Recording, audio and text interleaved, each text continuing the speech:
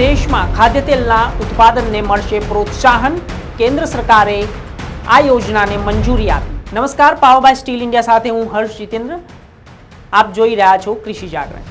આજના ખાસ રિપોર્ટમાં વાત કરીએ છીએ કે દેશમાં ખાદ્યતેલના ઉત્પાદન માટે કેન્દ્ર સરકારે ખાદ્યતેલ ઉદ્યોગ માટે મહત્વની યોજનાઓને મંજૂરી આપી છે। સરળ ભાષામાં કહીએ તો આ યોજના કેવી રીતે દેશના કૃષિ અને આર્થિક ક્ષેત્રે મહત્વની ભૂમિકા ભજવશે।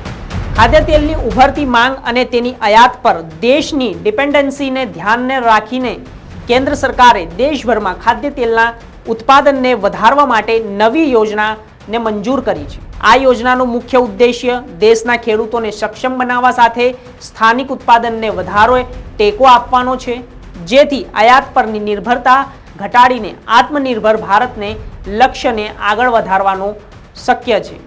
આ યોજના હેઠળ સરકારે ખાદ્યતેલના પાકો જેમ કે સોયાબીન, સૂર્યમુખી અને તલ જેવા પેદા કરતા પાકોનું ઉત્પાદન વધારવા માટે દેશભરના ખેડૂતોને પ્રોત્સાહિત કરશે।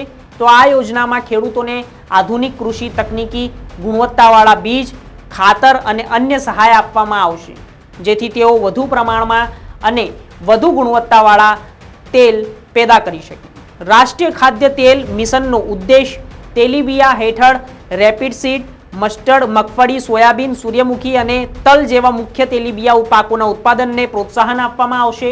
આ સાથે કપાસના બીજ, ચોખાનો ભૂકી, વૃક્ષોમાં મેળવેલા તેલ જેનું સ્ત્રોતમાંથી તલનું ઉત્પાદન થાય છે તેને વધારવામાં ધ્યાન કેન્દ્રિત કરવામાં આવશે।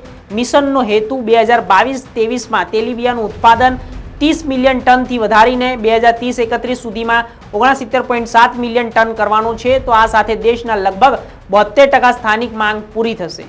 આમ આ સરકારને નિર્ણયથી તુરંત જ અસર ખાદ્યતેલના આયાત પર પડશે। આપણે જાણીએ છીએ કે ભારત દુનિયામાં ખાદ્યતેલનો સૌથી મોટો આયાતકાર દેશ છે। તો વાર્ષિક 70%થી વધુ ખાદ્યતેલની જરૂરિયાતો આયાતી તેલ દ્વારા પૂરી કરવામાં આવે છે। તો આ યોજના દ્વારા સરકાર દેશની આ આર્થિક જરૂરિયાત સ્થાનિક સ્તરે પૂરી કરવા માંગે છે।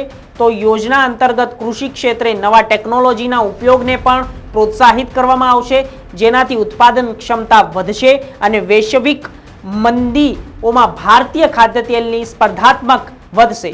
તો આ સાથે નાના મધ્યમ ખેડૂતોને ખાસ સહાય આપવામાં આવશે, જેથી નવા પ્રોજેક્ટ શરૂ કરી શકે અને ખાદ્યતેલના ઉત્પાદનથી લગતી નવી તકનીકોને અપનાવી શકે। ખાદ્યતેલના ઉત્પાદનને પ્રોત્સાહન આપતી આ યોજના માટે દેશના કૃષિ ક્ષેત્ર માટે મહત્વની સાબિત થઈ શકે છે।